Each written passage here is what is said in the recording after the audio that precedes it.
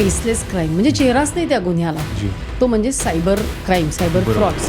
फोनमधले कुठले 3 ॲप्स सगळ्यात जास्त रिस्की आहेत? सगळ्यात जास्त रिस्की म्हणजे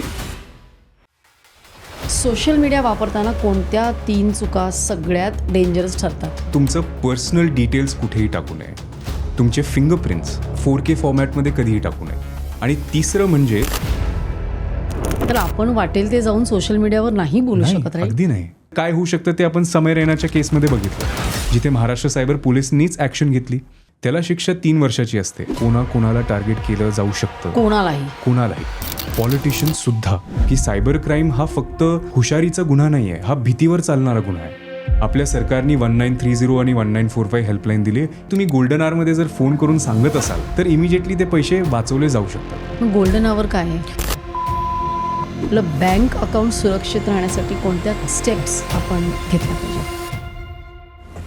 सायबर वॉर होऊ शकतं का? पाकिस्तानकडनं फोन येणं, की तुमचे मॉर्फ केलेले पिक्चर्स सुद्धा ते पाठवून तुम्हाला ब्लॅकमेल करते. जर्मनीमध्ये काय झालं, एक होम मिनिस्टरचा फक्त त्यांचा कुठेतरी फोटो असेल असा हात असताना आणि ते थंबप्रिंट असताना त्याच्या माध्यमातून त्यांचा फिंगरप्रिंट जो आहे तो त्यांनी हुबेहू इन्क्रिप्ट करून तसा दाखवला.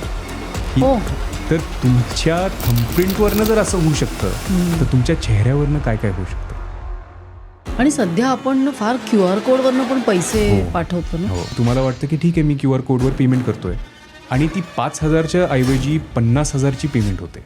कोणत्या प्रकारचे लोक बळी पडतात? डॉक्टर्स, इंजिनियर्स, लॉयर्स, ह्या सगळ्या लोकांना खूप इझिली टार्गेट केलं जातं. मग अशाला काय केलं पाहिजे? अशा वेळेसला युजली तुम्ही आयफोन चांगला का अँड्रॉइड?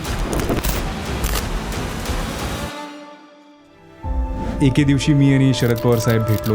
AI बद्दल दांडगा अभ्यास असलेला जर कोणता नेता असेल तर तो शरद पवार साहेब. आणि ह्या वयामध्ये की तुम्ही म्हणता चायना आणि पाकिस्तानमधनं हे होतं, तर भारताला काय धोका आहे? खूप मोठा धोका आहे. एप्रिल फुलचा एक APK फाईल पाकिस्तानमधनं खरंच ऑपरेट होत होती का? हो.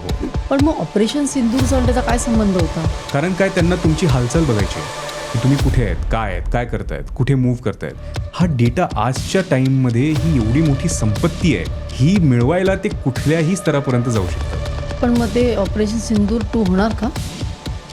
पण मला एक सांगा, हे पैसे जातात कुठे? हे पैसे बेसिकली जातात